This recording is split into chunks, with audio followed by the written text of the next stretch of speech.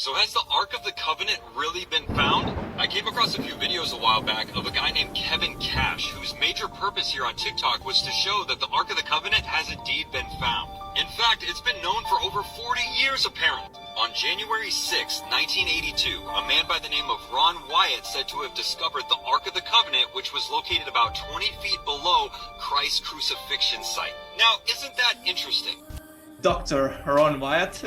So Oh no. Is this photo for real? Is this Okay. photo for real? Does this actually come from them? I'm asking the question. I think you're jealous. You think I'm jealous?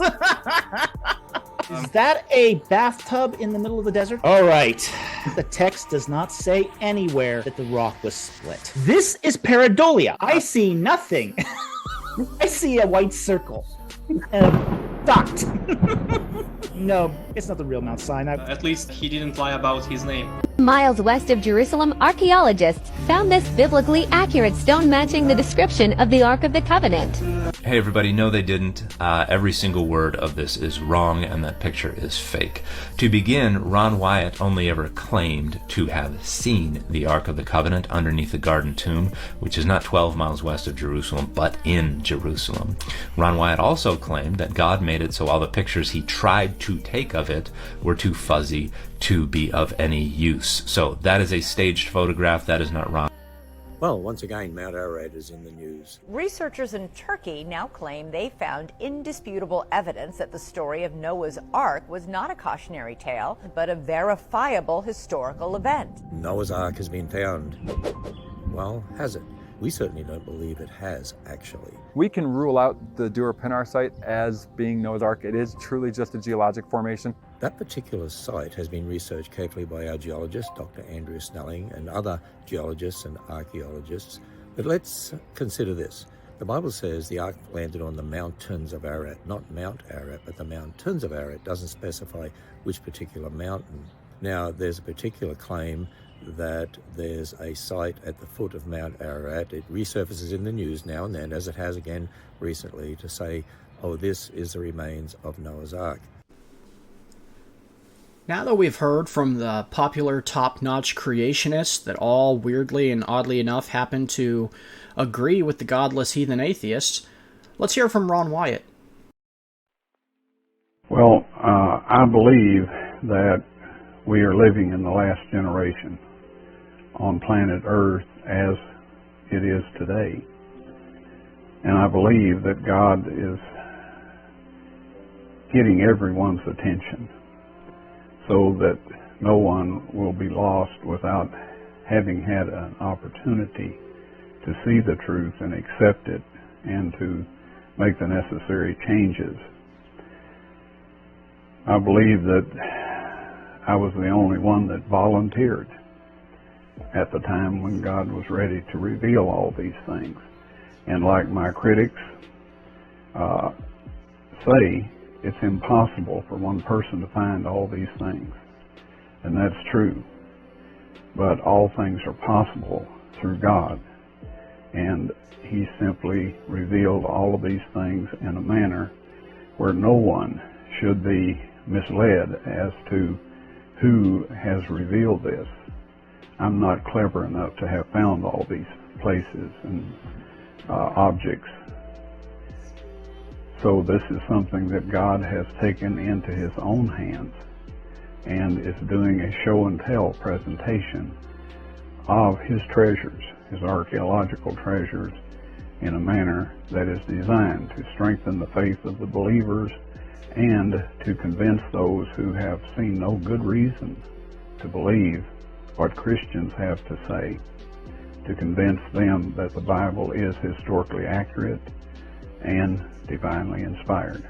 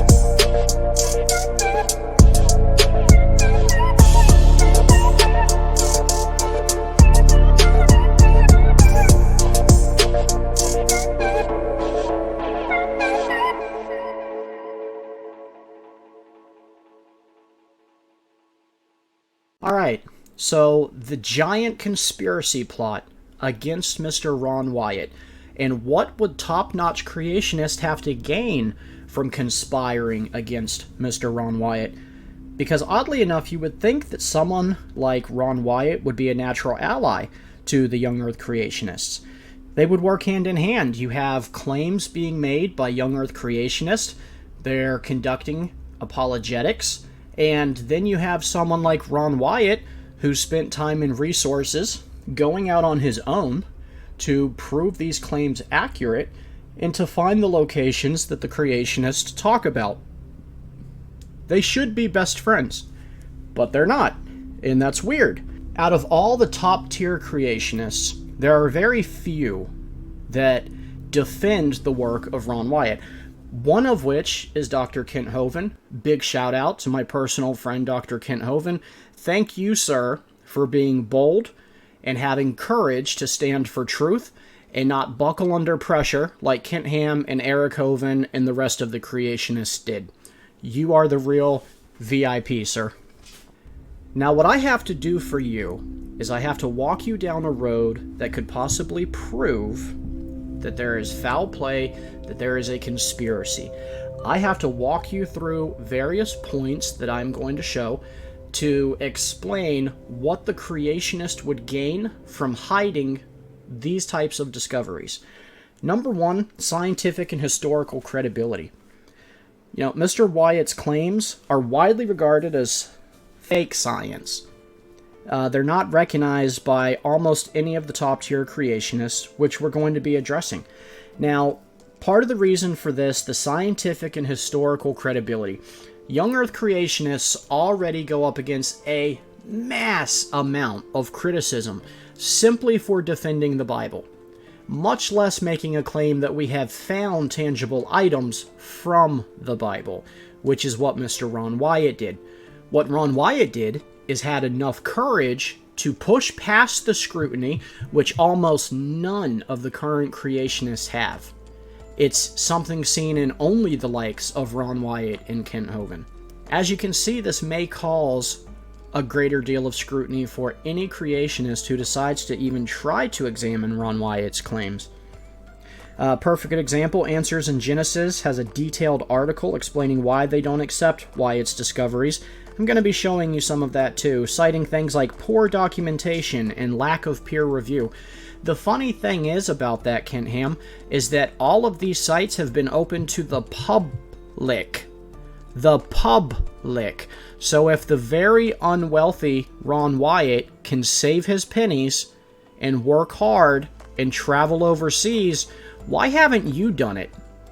Citing poor documentation and lack of peer review. Kent Ham, are you insane? How could Ron Wyatt possibly prevent you from reviewing his research?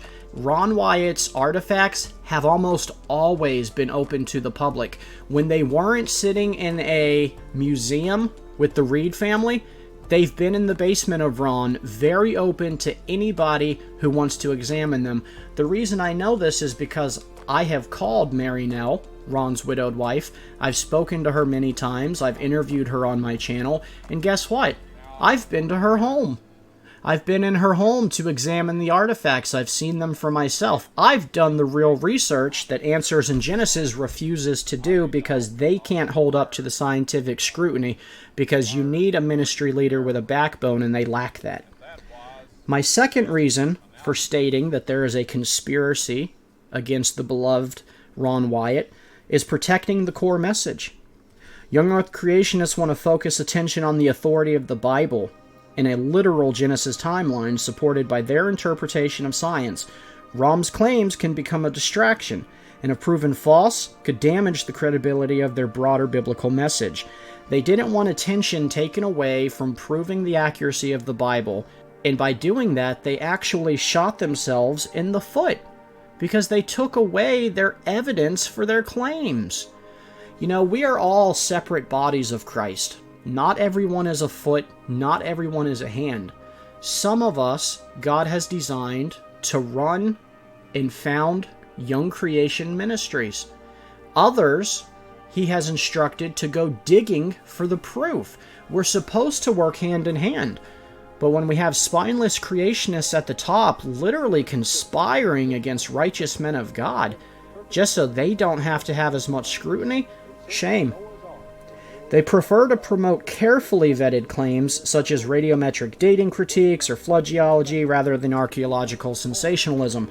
The problem is they refused to even look at the evidence. And then once they did look at the evidence, in the few cases that they did, the one particular being the Noah's Ark site, which is funny because now for over 30 years, they cannot crush the Turkish Noah's Ark site, the Ron Wyatt Noah's Ark site. No matter how many articles Answers in Genesis puts out, it's irrelevant. My third reason for this giant conspiracy against Ron Wyatt is control over narrative and apologetics. Major young earth creation organizations, they spend significant resources creating coherent apologetic systems. Wyatt's unverified and controversial discoveries fall outside of their control and don't fit neatly into their well-organized narrative. See, some godly men are willing to fight the fights that they know are going to hurt. The fights that they know it's going to be a close match. Other men will only pick fights with smaller men. Those are not men at all. Answers in Genesis does not want to take on the scrutiny of somebody claiming that they've literally found Mount Sinai. Even though we have so much evidence, it should literally put Answers in Genesis out of business. They claim to see him as a loose cannon whose claims could blow up in the face of criticism. Except it's been 30 years and it hasn't. And all the atheists and top creationists can mock Ron and his research all they want, but that's why after 30 years, even 2 months ago, they're still conducting scans of the Noah's Ark site and finding non-natural formations. They're finding materials that are not natural forming. This has all been proven by Ron 30 years ago, of course, but the lying creationists refused to accept it. They refused to give up any control of their tightly kept secrets. Number 4 is the theological concerns. Some young earth creationist leaders have expressed concern that Wyatt's approach can encourage a kind of faith through artifacts, where belief hinges on the physical discovery of biblical artifacts. No. This runs counter to the faith-based approach that many conservative Christians, including YECs, emphasize. The issue with this strategy also is that the Bible tells us if we won't cry out, that nature itself will cry out. Just like if we stand before God and tell him on Judgment Day that we didn't believe, nature itself will cry out and call us a liar. So right now, at a time where most Christians would agree we're nearing the end, we are approaching the final times of this life, it would only make sense that the Lord would not just give us evidences of his creation, but evidence of his right to judge the world, and give something to the atheists to say, you are without excuse. I gave you the evidence. I gave you the artifacts. You had no reason to doubt. It was because you were willingly ignorant at that point. Number 5, preserving institutional authority. And this one, I think, is one of the most prominent points. So really try to focus with me on here. Preserving institutional authority. Discrediting Ron Wyatt helps reinforce the authority of establishing young earth creation institutions. If an independent figure like Ron Wyatt is embraced without power vetting, it could weaken the institutional gatekeeping that these organizations rely on to maintain influence among unity with their followers. So for 40, 50, 60 years, going all the way back to Noah's Ark probably, pastors have been sitting on their hands, young earth creationists have been sitting on their hands, they've been practicing apologetics, except they have never produced anything. They've told us to our face time and time again that you have to take it all on faith. That you have to take it all on faith because none of these places exist. None of these locations are probably even around anymore. And then Ron Wyatt someone, mind you, who is not a professional archaeologist. He is a archaeologist enthusiast. He works in the medical industry. He's saving his own pennies and trying to collect donations from churches who will have him to do his own independent research. Ron Wyatt did what none of the creationists did. While all the creationists were wasting your money, your donations, and telling you that, oh, we'll put this towards defending the faith part of the Bible because none of the other stuff exists, Ron Wyatt was getting his hands dirty. He was putting Kent Hands to shame by going out and conducting real scientific research, unlike anything Answers in Genesis produces. And he was, in 3 years, Ron Wyatt had discovered everything. Ron Wyatt had found the Red Sea crossing with chariot wheels at the bottom. We'll provide photos.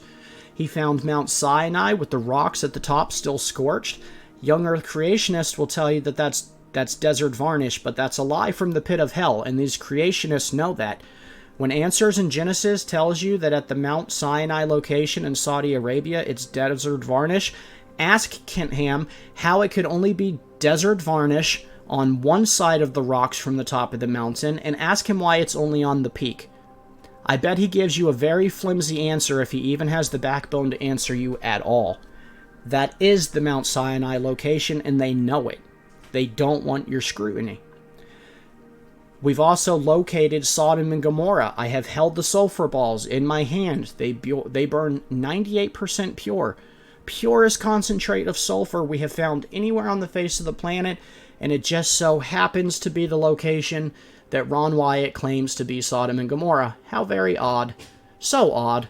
So see, it looks really bad for creationists who have been blowing your millions, if not billions of dollars with the same old song and dance, the same old, we can get better at defending the Bible by learning it more. That's terrific. But you can also get your hands dirty, put some people in the field, and validate these claims. You can give atheists a reason to believe. You can strip away atheists from their excuse to not believe. Why would you not do it? Every Christian would tell you, we want to know where the real ark is. And then you're going to stand here straight-faced and discredit the works of a man like Ron Wyatt. That's shameful.